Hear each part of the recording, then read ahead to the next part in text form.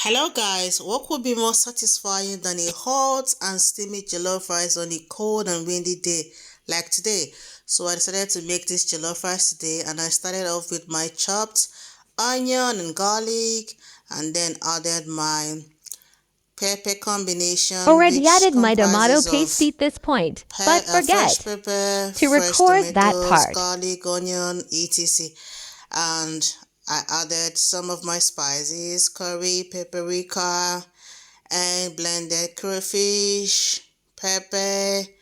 Just watch the video, okay? Everything is there for you to see, right?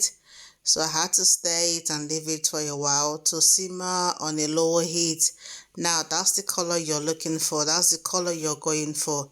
You have to fry it till you get that color, all right?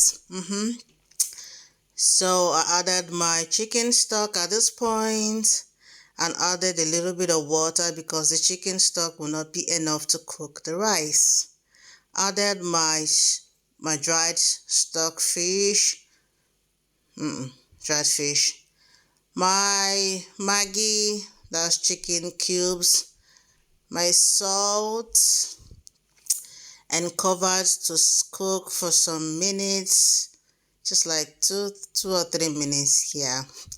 And I added my washed and prepared white rice. Okay guys, just watch the video. I'm not really a good narrator, okay? Just watch the video. Added the rest of my rice. At this point I added my chopped spinach and covered it up to cook on a low heat. There you have it guys.